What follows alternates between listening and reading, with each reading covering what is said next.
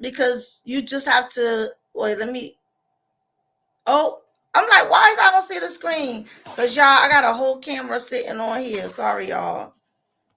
I got the other camera sitting on you guys. Hey, Facebook. Hey, YouTube. Y'all, you see your girl background is looking much better. Yeah, she got the word up. Trust in the Lord. Okay, so things look a little better. Okay, so I've been working in my office. I have been doing things to make sure that we have a nice, beautiful background, right? I'm an artiste. So we still have our artiste wall, but over here on this side where I don't think you guys can see on Instagram, but there was a lot happening in this corner, and I got to fixing stuff up, and now we're doing much better.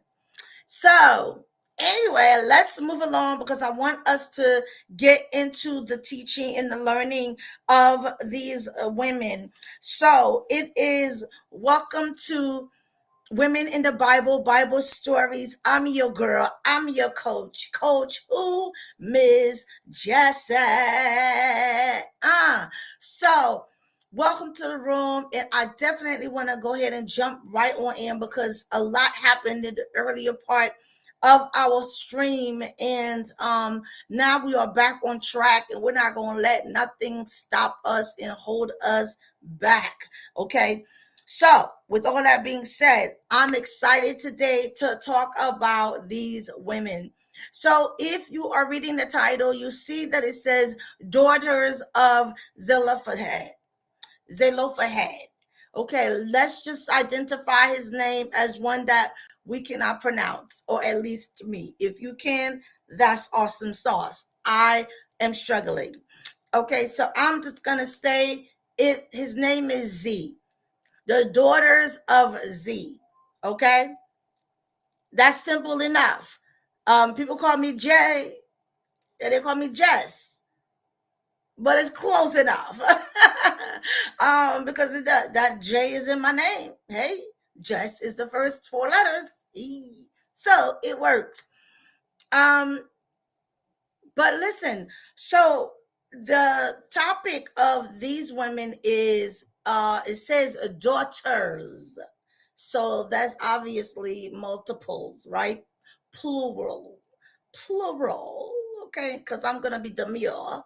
But anyway, so with that being said, y'all, so check this out. These are young ladies that will be found in the book of Numbers. So we are taking a stroll down the Old Testament road. So with that being said, these women's stories is not a whole long book such as Esther and Ruth, but it is significant. It's powerful when you can make a great impact in just a short moment. I mean, like, period. Like, it don't have to take you, it didn't even take long for a change to happen as a result of these young ladies. So okay, so there are the five daughters of Z. So Z had five daughters, and Z did not have any sons. Now, back in those days, it was like, first of all, a woman, was more or less like the staying at home in having the families and raising the families, and then the dads and the men will be the ones that's like in the field and working the field and getting everything that the family needs to bring it in. So with Z, he didn't have any sons. He had five beautiful daughters. Okay, he had five daughters. So when it came to getting into the promised land, right? And crossing over to get into the promised land, and everyone was dividing, right, the portion of what, who would have what. So Z did not make it in the crossover of to the promised land. So Z died in the desert, right? I would like to just kind of sum it up to say he didn't make it. So Z was, he died out here in those desert streets. So with that being said, he had five daughters, and because he had five daughters, it was like once Z died, that was like the end of having any continuation of him or his name, because he didn't have any sons to pass it down to. Because we know when women get married, we take on the last names of our husbands. So that means the continuation happens, because the man's name continue to go because the woman took on the man's name. Now, if you don't have any sons, that means your daughters, when they get married, they're going to take on another man's name, which means your name will no longer exist. So, which means it's kind of like your generation of men will end, because all of your daughters could be end up being five different last names. You could have a daughter with the last name now Johnson, Smith, Jackson, whatever the husband name would be. And so when he died, it was like they were denying the five daughters the land portion that technically belonged to Z. But Z didn't have no sons, because if Z had sons, the portion would have automatically went from Z's death to Z's sons. And it would have been divided amongst his sons. So what do you do when you have no sons and you only have five daughters? So back in those days, it was like things were very, very traditional, strict, if you will, more like matter of fact. And they really went with what was said to be. And so now you have five daughters that lost not only their dad, now they're now being denied the portion that belongs to him.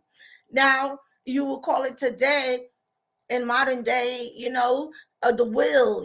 Now your father passed, and now you being denied the will that belonged to the family, because you're not a boy, you are a woman. And so now it's like, well, you don't get this because you're a woman. First of all, that would be deemed as discrimination today, as back then, because the truth is, the daughters were denied and were being told, well, your father is gone and you have no brothers, so therefore you don't get any portion of the promised land. It will not be divided unto you. It'll basically be divided to other families that has boys and men in it. And it's like, wait a minute, that make me think about how sometimes we kind of dismiss women in their existence. So you mean to tell me, because I am not a man, I am not entitled to what is my family's right, only because I'm not a male? But me not being a male does not make me less my father's daughter. I'm still the same bloodline, right? I'm still the same representation of my father. It's just that I am not a male. So, that caused a lot of, hardship for the five girls. As a matter of fact, let me give you their five girls' names, and I want to tell you exactly where to find these young ladies. in your Bible. So you will find their story in the um uh Numbers 27, and you will find it like from 1 to 12ish, right? Numbers 27 verses 1 to 12ish, and there's a few other verses that I will give you as well that reference this this situation. But let me tell you who the women were and what their names are, which may or may not be the right pronunciation. So all right, so there were okay, so watch this. Let me tell you what happened. So the daughters of Z were victims of circumstances. It said that is, they would have been victim if they're allowed themselves to be. The five women, they would have been victims of the situation, meaning what I'm about to tell you that they would have been a victim to it if they did not take a stand. So the five women's name are Mala. Okay, we're going to just say it's Mala. Noah, know that one. Hogla, I believe I pronounced that one right.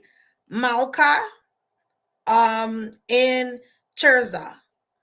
Okay, so we have Mala, Noah, Hogla, Malka, Tirzah. Jesus, that is a whole lot. But those are their names, right? So with that being said, so these five women are now being denied the access and denied the portion that belongs to their family. And so this is where things take a change and take a shift. And this is why I thought having this conversation about these particular women was important, because we are now in a real uh serious position right now, as voting is about to start taking place next month, and we will be talking about having to vote for a woman in office for the very first time as a president. We already have right now a woman in position as a vice president. Hold on, y'all. What I cannot eat that live. Um, but thank you for the s'mores. Um, yeah. Live. Yeah. Yeah. But we are really in the process and right in the middle of a situation where it's a woman versus a man, right? We already have seen history made that it is a woman as a vice president. Now we could potentially see our very first woman president, and not only a woman but a woman of color. So we know that there's conversations that we need to have about the importance of in recognizing women in their positions and their power. So we have here back then, okay, a situation very similar but not the same.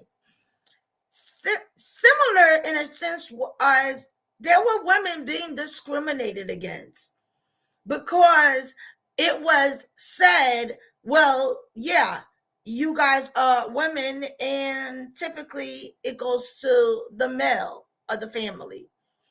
And so you have these five women like, well, okay, but that was our dad. Um, we carry his DNA. So they have to kind of come together and have a conversation, the daughters. Now, they could have handled this, I think, very unruly. They could have handled this with like, well, what you mean? Why can't we, all kinds of things could have been said and did to make the situation really worse. What I love about these women was the fact that they were very strategic. They were very intentional, and they were very kind. Now, it may not have been kind how they were being perceived, that they were not worthy enough to get this land, but they did not act out. They did not, get all upset and bent out of shape and became, out of control, right? Or as some would say, emotional. What I love about them was that they were thoughtful. They were thoughtful about how to handle this matter, because this could make or break what happens next. Because one thing I know for sure is this: there may be something you want to do and you want to say and you want to maybe give a rebuttal. And it's not a bad thing necessarily to have a rebuttal, but it's how you have that rebuttal. It's how you challenge a situation. It's what you say that matters. And it's how you say it. Now, I know I have found myself in predicaments that I wasn't so pleased with myself with the way I handled it, because I might have said something that was out of line. I might have done something that was out of line. And that, friends, and that, sis, that, honey, child, let me tell you, can be anybody. That can be a man or a woman. Because a man says stuff too that's like coming out of the side of their mouths, right? And what I've loved about this situation in this matter that is being presented is that these women was like in the process of, first of all, their dad is gone, right? And then on top of that, they are being denied something that rightfully belonged to their dad. So I'm grieving the fact that my dad is gone already. Now I come to collect what is his, and I'm being told no. I'm being told, oh, well, yeah, technically it belonged to your father if he had a son. But I'm looking at 5 women. No, no, thank you. See the exit. But what I love about this is that they did not make themselves a victim of the situation. They did not cry, whoa, it's me. They did not start, stumping or rolling their necks and, popping off at the mouth and bump, all that. They didn't give all of the sass and pizzazz, which women, we can sometimes do. What I love about these women was the fact that they were strategic. They were strategic enough to know, okay, we need to go and handle this situation, but we need to handle this with care. We need to handle this in a way that we cannot lose. Okay. And that's what they did. They went to Moses, they went to the priests, and they went to the congregation, and they presented their case. They presented their situation. They presented their circumstances, and they presented it as such. Okay, we recognize that our father did not have any sons. However, in each of us is our father. We are from the same bloodline. We have the same dad that the son would have had. Right? Now, I wasn't there in the room. I don't know exactly how they said it. It doesn't say that they wrote a booklet about it or how they did it or if they had a PowerPoint. It doesn't say, that they had a projector and they were projecting the stuff on the sand, on the rocks. I don't know. But it does not say. But what I know that is important and the biggest takeaway of it all is how they handled it. Because sometimes when we are in a matter where we know something belongs to us, we know it is our birth-giving rights, we can have an attitude. Like, oh, I know you're not denying me of that. That's mine. You better give me that because that belongs to me. We can sometimes show up in that room unruly. We can sometimes show up in that room a little bit too extra much. And it can be that your case is right. It can be that what you're saying is accurate. You can be saying the right thing, but in the wrong way. And now it just caused the wrong reaction because you did not enter it with a level of, fragility, or even with a level of intentionality to how you use your words and how you presented your case to a person that can potentially make the change. Because change is hard for everybody. I don't care who you are, and I don't care what you say. Change is hard because we don't know if this change will really be beneficial. We don't know if this change will really be good. All we know is we want a change, and this is what we want changed. And sometimes even the very change that we want may not necessarily be a good thing for us, but we want what we want. Now, there's a lot there to unpack because, like I said, with the current state that we are in with the presidency, right? We are looking at the situation of like, wait a minute, you can have this or you can have this. You can have, well, no, wait, you can have this or you can have that. You can have this, you can have that. You better get with this because this is where it's at. Okay, that's a song. Okay, no. All right, focus.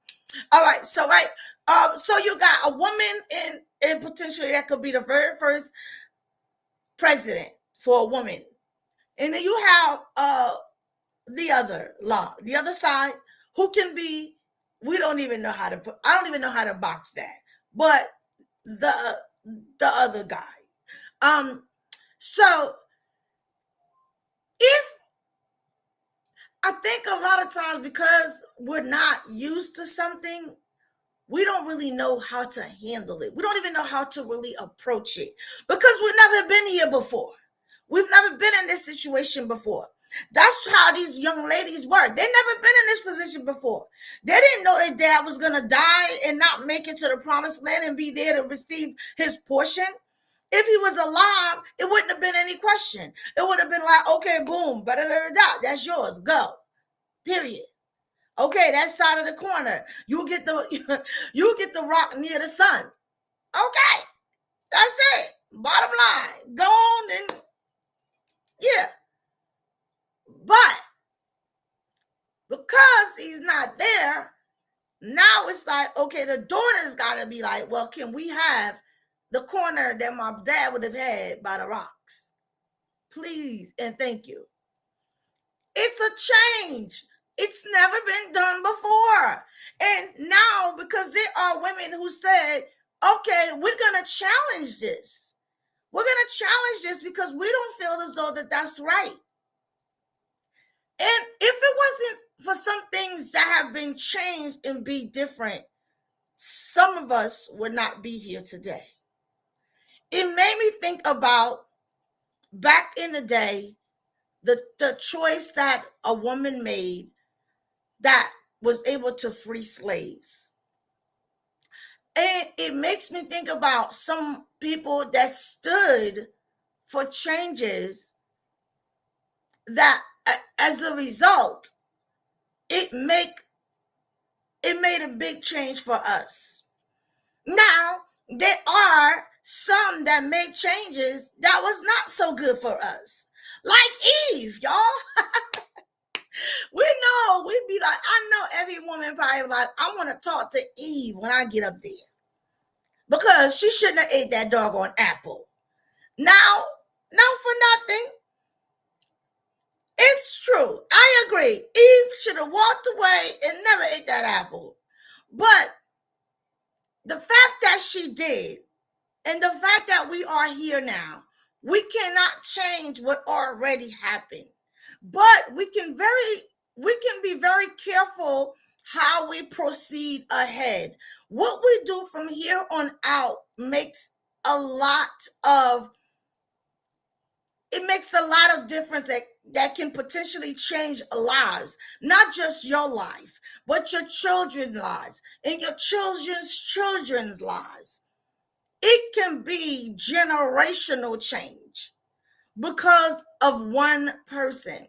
Now, in this case, it was 5 women.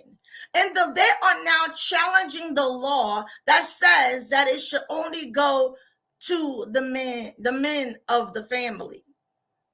They are challenging the fact that you want to take their portion and look over them and give it to somebody else.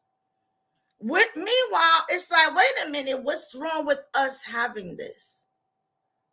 What is so bad about us having this? Why we can't have it? Let's have a conversation about this. Let's talk about this. And it's not a bad thing to discuss a situation.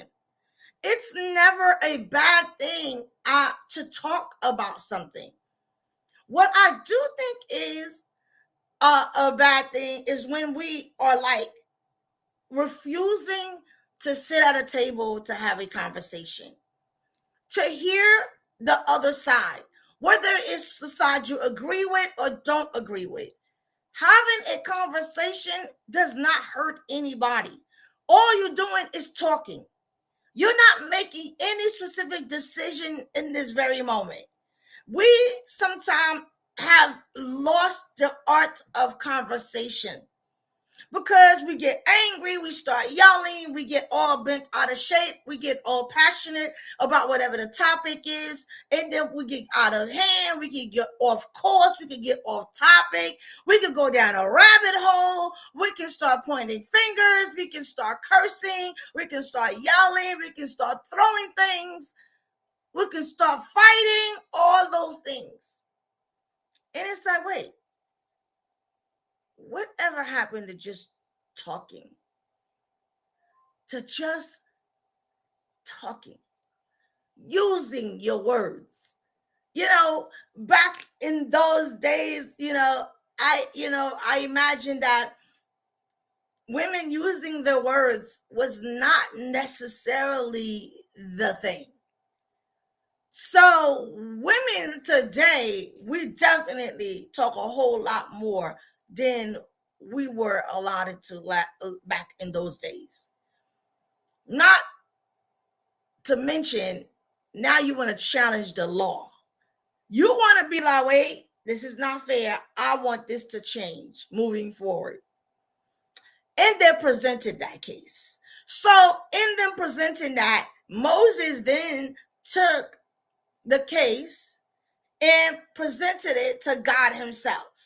He's like, okay, God, let's have a conversation. This is what the situation is. This is the law. The law says that the land should go to the men of the family. If the father don't have sons, it's supposed to skip over the father, and I believe goes to the brother of the wife or something of that nature. It's like a whole complicated twist, okay? But it skips over the women. It doesn't go down the line like, oh, the oldest girl maybe will get it, or maybe the youngest girl will get it. No, it just skips them, period. So Moses is like, well, this is what the girls are presenting. They're saying that they should have this portion of this land. And they're asking for it. What do I do? How do I handle this? Because low key, they're right. Right?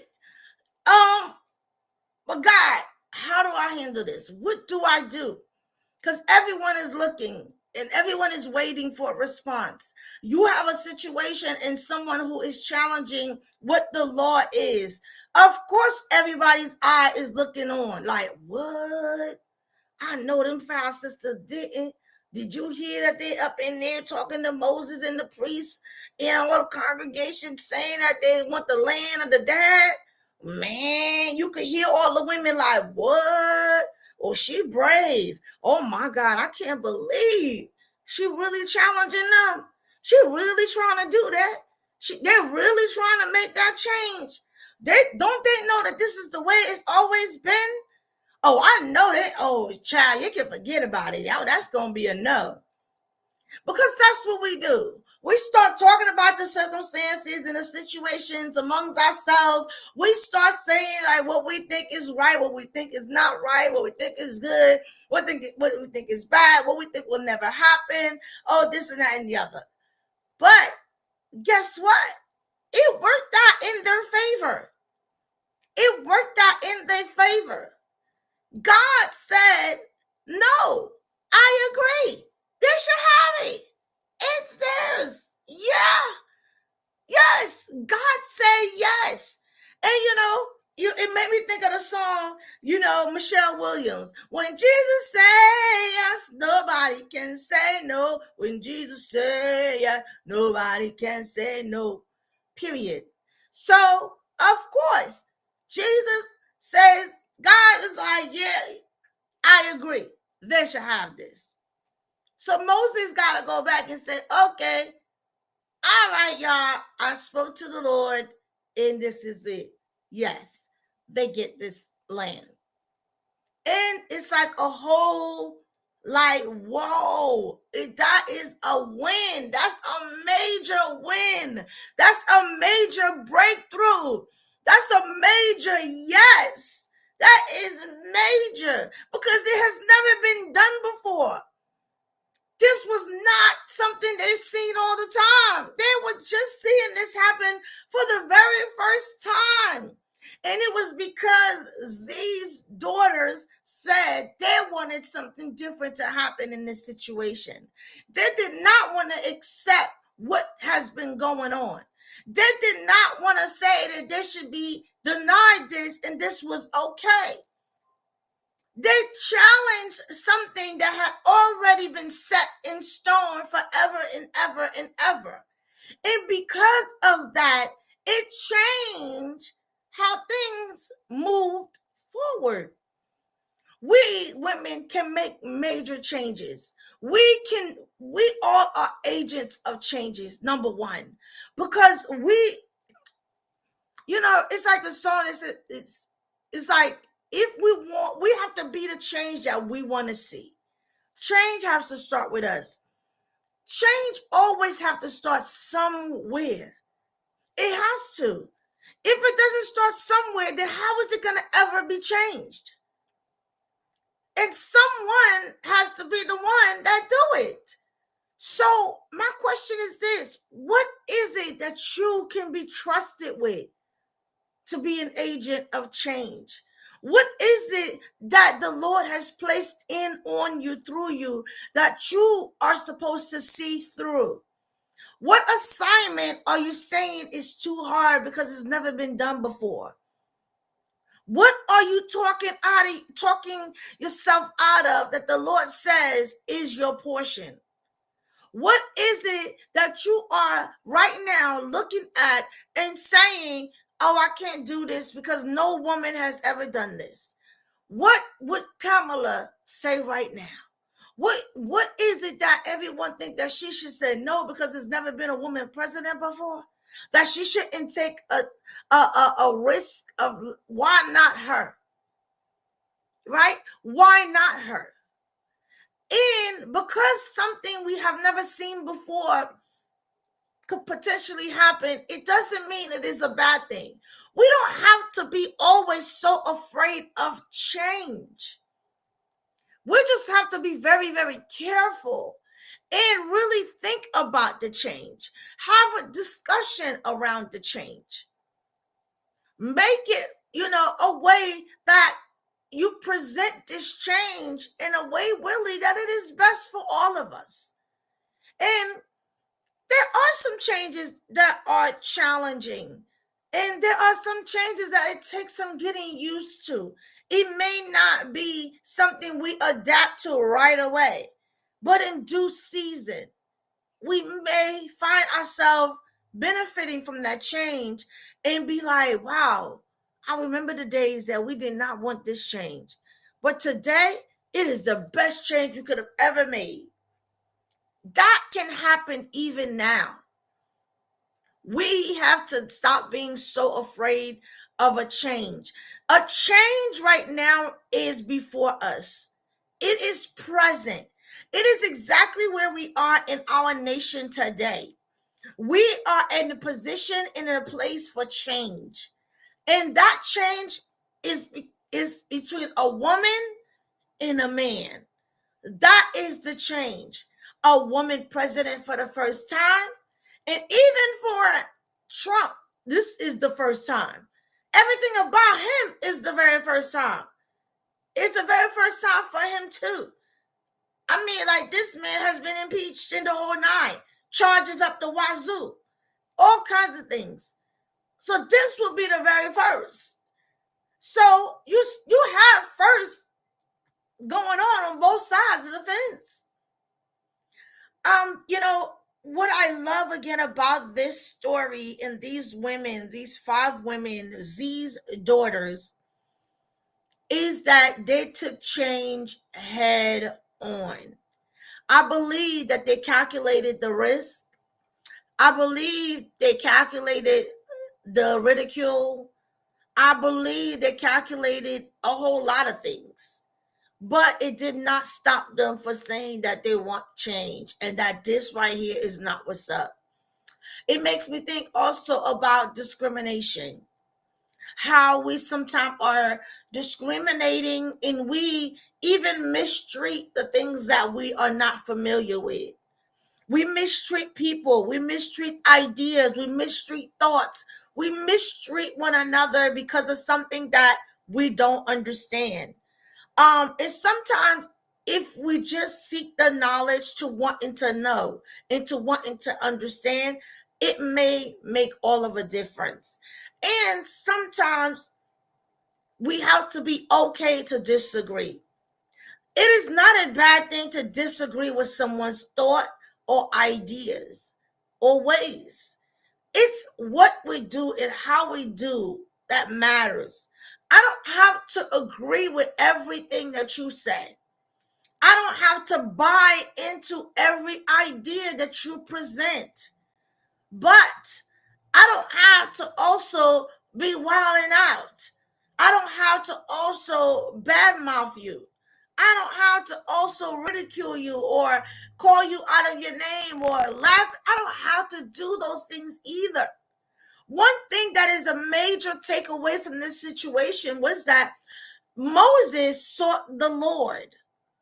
Not only did the sisters go to the right people that was in charge of, well, yes and no in charge, because Moses was smart enough to know, I gotta seek the Lord on this.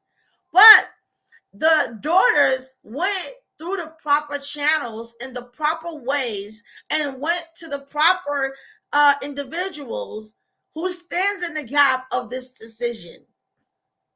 And then Moses, in turn, took that and presented to the God Almighty. Now he took that conversation and what was presented in front of them and placed it at the Lord's feet for answer. And then when he heard from the Lord and what the Lord said, he comes back with an answer and says, okay, the Lord says yes. And there may have been, and there are and were, people who were not in agreement.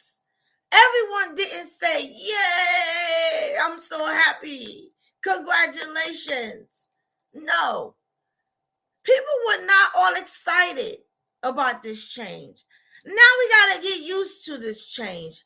And believe it or not, y'all, even though Carol is a woman, every woman is not rooting for her. And I'm going to tell you, that's okay. Every woman don't need to. And it's okay if you say, I'm a woman, but I stand with another person. If that's your preference, if that's your choice. Because we do have choices. I mean, the good Lord has given us choices. I mean, he says we have choice. He allows us to choose. So we always have a choice. Whether we admit it or not, we always have a choice. But what we need to also understand is every choice does come with, a consequence. It could be a good consequence, right? It could be a good thing. Everything go great, super dope, super fly, super happy. Or it can go not so good. It could be very challenging, very hard. But we will never know if we don't move the needle forward. We will never know if we get stuck in a rut. We will never know what it will look like on the other side if we don't go to the other side. Now, that's not the same format for every single thing in our lives. Okay? We have to use wisdom. We have to be smart and very intentional and strategic about the way we make choices. And we have to be one that think about all sides of the fence, all sides of the wall. If it's, you have to consider, in a house, you just don't consider the walls. Don't you need floor in the roof? Don't you need doors? Don't you need windows? You have to consider all parts of the house. You just don't be like, oh, I'm gonna have a house. All I got is the wall. Yeah. What about that? What happens when it rains? What happens? Are we just gonna be in the walls being rained on? We have to consider. Are we just on the mud? You have to consider all sides of the matter and see what matters to it and how you put it together and what you want to put around it to make it work. And I thought this was a great time for this conversation, and because of where we are as a nation today. And I think we need to be very smart, and we need to be very uh wise, very attentive on what we do next. And we need to be very prayerful. Prayerful. Prayerful. We need to be prayerful. You understand what I'm saying? Prayerful. Prayer in full. We need to be prayerful. I mean, I cannot say that enough, because if we are not prayerful, we can find ourselves in really, really bad predicament. Okay? Some lessons that we need to take away from these young ladies is the fact that they were able to challenge what the norm was. Think about a decision you've had to make in your life. And maybe you're facing a decision in your life today. Maybe right now, as you are listening and watching this live, you're like, wow, I am facing a situation that I have to make a choice. I have to make a decision. How do I approach this? I'm going to tell you, you better approach it with some prayer, right? You better go to God himself. He is the great creator. He knows all things, and he make all things work together for the good of those who love him and who are called according to his purpose. We need to know that God can and will do exceedingly abundantly above all that we could ask, think, or even imagine. He's a big God. He's a good God. And we need to approach him before we do anything. We need to talk to him. We need to include him in our choices. And believe you me, I could imagine that these women were like, I don't know what's going to happen when we present our case. I don't know if this is going to be a yes or a no. But what I do know is we're going to present it. We're going to present our case. We're going to let it be heard. And then we're going to wait for a decision. And I believe because of that, they were able to present, and they were able to present it to who it mattered to. They were able to present it in the way that it needed to be presented. And ultimately, it worked out in their favor. And it was favor upon favor. Because then the next part was, oh, what kind of man can they marry? And should they marry? And this also included that they can marry whatever man they want. You can have whatever you like. And that's the beauty of change. Change can set us up to win. Change can set us up for success. Change can set us up for a good thing. And yes, on the same aspect, we can say change can hurt us. Change can destroy us. Change can cause an uproar. And that's a change to consider. But whatever you are thinking, whatever you are struggling with, whatever you are debating on right now in your personal life, let's take it off the nation. Let's go in our personal lives. Whatever you are facing today, and you find it to be hard, and you're like, my God, I need you. Go and seek the Father.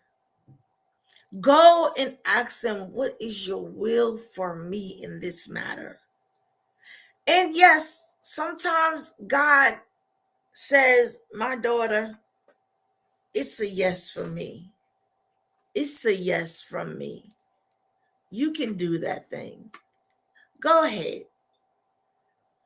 Or he could be like, daughter, no, that's not a good look. Don't do that.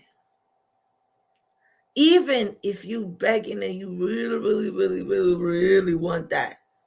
And he says, that's not what's good for you. As a matter of fact, I have something better for you. Will you wait? Will you pause? Will you reconsider and let me give you my best for you? And the reason why you can trust that is because he's good. He knows what's good for us. And we can trust him with our lives. We can trust him with our choices. We can trust him in challenging something that has never been done. But he already knew it because this is not new to him. He already knew this day was coming. So really, all you're doing is just living it all out the way he already knew it was happening. He already knew. He already knows. And these young ladies, let me say their name again: Mala, Noah, Hogla, Melka, and Tirzah. The 5 daughters. 5 is the number of grace. The 5 daughters had the grace on their lives that the Lord favored them and allowed them to get the portion of the land that belonged to their father Z, that ultimately became theirs since they had no brothers. And I mean, there's some things I want to read here. Um,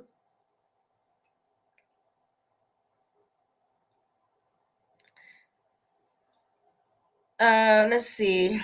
There's some things I did underline I want to read. So here's what it says here about what the women did.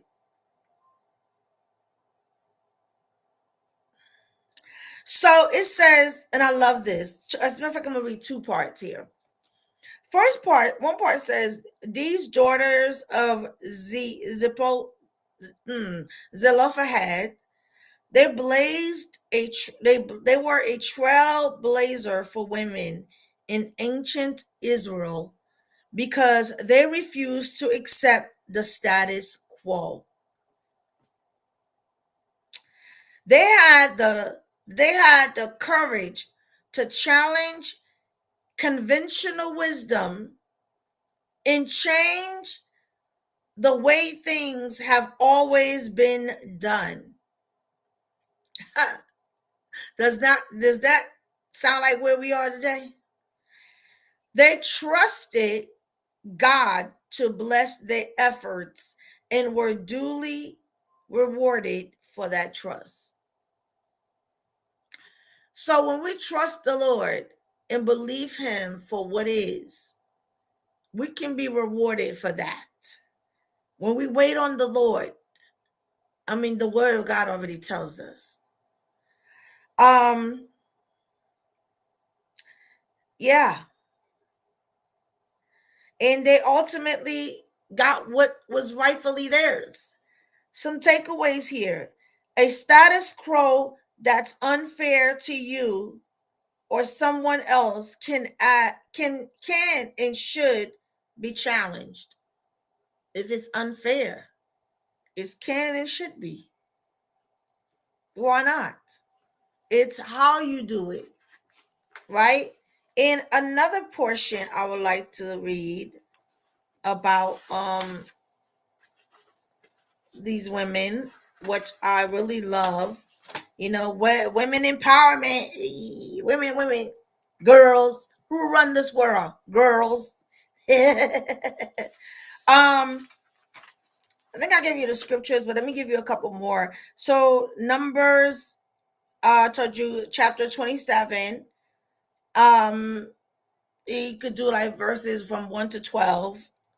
And then there's also some references in Numbers 26, verse 33, Numbers verse 36. Numbers chapter 36, verse 11. So it said they declared their rights. They declared it. Do you need to declare some rights today? Declare your rights today. Do you need to declare that today? Will you submit that to the Lord how they did? Um,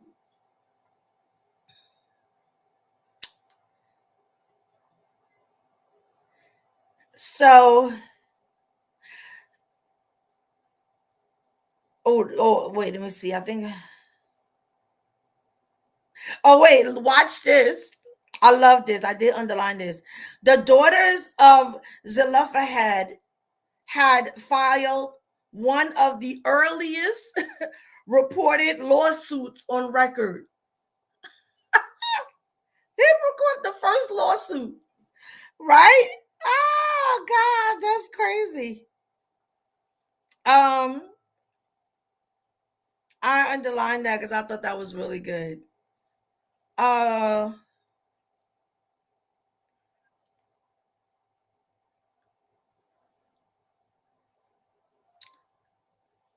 so it says here, right? So In order to be fair in the settling of the daughter's case, Moses went before God, a God of justice and right. This is our God. And the great lawgiver came back and declared, the daughters of Zelophehad speak right. They spoke right. Okay, they spoke right. He said it. They spoke right. Thou shalt surely give them a possession of an inheritance among their father's brethren. That's their inheritance. Don't hold back from them. That's what they're supposed to inherit. Give it to them. And that shall cause the inheritance of their father to pass on to them. Thus said the Lord. And the Lord has spoken. When Jesus says yes, nobody can say no. And I want to leave you with that. You may be facing a situation today. You may be facing a hardship today. You may be facing a very serious decision that you need to make and you don't know which way to go. And it might be very challenging. It might be something that can potentially, cause you to look foolish. But you know that this is unfair, or it's not. It's maybe you're being discriminated against as a woman. We're in Domestic Violence Awareness Month. I mean, the rights of women sometimes in this situation are very tough. We get laughed at sometimes. Sometimes people don't believe us. Sometimes, people drag their feet in how they help us. And sometimes it's hard out here trying to stay alive and stay protected. Oh, I got my ginger ale, y'all. It's in here. Mm-hmm.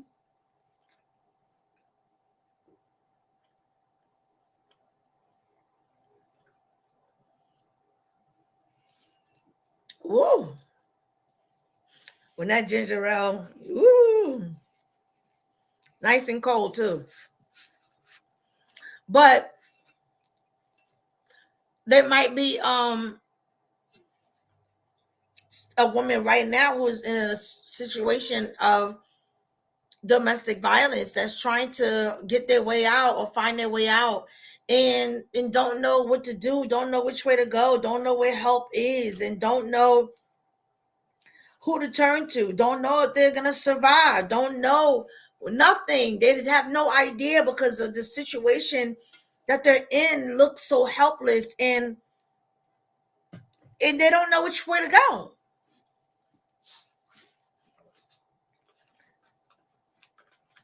And this is a very hard place to be. Man, I have been there, and I just remember it being a really dark place. So if you are that woman who is right now, struggling with making a change, or making a new decision, a new choice for your life, and maybe you don't know which way to go. Maybe you're like, well, Coach Miss Jessie, I don't know if I can do this.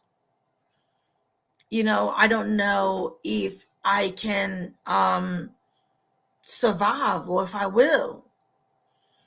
Well, look, nobody knows but the Father. But what I can say and what I will say is I've been there and I understand. And I can tell you that there's help. And I can tell you that you're not alone. And I can tell you that you matter. And I can tell you that you are loved. No matter what is being said to you about you, you are loved. You are God's creation. You're God's daughter. He loves you unconditionally. And he cares about the things that you care about. He's concerned about you. He wants you to be well. There, I'm going to give you some information. So next Wednesday, instead of having women Bible stories, we'll be doing um the panel for Women's Wellness Wednesday. I'm going to have a panel of young ladies who's going to join me, and we're going to talk about this topic about Domestic Violence Awareness Month, and hearing different stories of survivals and thrivals. But here's a number. Okay, here's a couple of numbers. 1-800-799-SAFE. 800-799-SAFE. That's 800-799-7233. And then there's the word START to 8878. Text the word START 88788. Or you can go to thehotline.org. Thehotline.org to chat with help. Help is not on the way. Help is present. Help is here. Help is available. I'm praying for you. And we have to break the silence to end domestic violence. Our sisters are our keepers, and we are to have each other's back in this, because you never know when it could be you or your family member that can find yourself in this situation. Don't think that you know what it looked like, because there are women you would never guess or thought have endured abuse as a result of a relationship, a marriage. So, yeah, I'm going to go ahead on about my way. I really hope that you have learned something about these young ladies and be a change agent, because that's what you are and that's who you are. And let's go ahead out here and make some changes. Make changes happen. It's okay to challenge and want something different to be done, but just be very strategic about how you go about it. Remember that what you do and how you do it matters. It matters of who's in the room. Always use grace, always use wisdom, always be prayerful. Take all things to God and let him guide and direct your path in that change. And whatever his will is, even if it's a no, be okay with that, because the Father knows what's ahead. And his no is because he knows. So take that. Okay? So, with that being said, I'm going to go about my way. And I hope it's something I said will call a change reaction in your life. And you can always find me here on Wednesdays for Women Wellness Wednesdays, every Wednesday. And also I have the coaching program. If you're looking for a coach, book a trauma down call now. 30 minutes free. Get on the calendar. Jump on there now. The link is in my bio. Go in and book that call now. And if you're looking for a coach and you would like to be a part of the Ish Matters coaching, get in the room with me now. If you want to do group coaching, the group Ish, get in the room with me now. Make a change in your life now. I am a certified confidence trauma coach. And you need to be healed. You need the ish. What's the ish? Oh, what you say? Oh, okay. Yeah, the ish matters. Your inner soul healing. Okay, y'all. Have a great night. And remember, we are agents of change. We can challenge change to be changed, but it matters how you present it, and always present your case to the Lord first. Go in prayer and be prayerful, even about the things that we are facing now as the nation prepares to vote next month. Be wise and be prayerful. Okay? I am going to sign off with you first, Instagram. Okay? So, peace. I'm your girl. I'm your coach. Coach who? Miss Jessie. Yeah. And guess what, y'all? I love you on purpose. Yeah.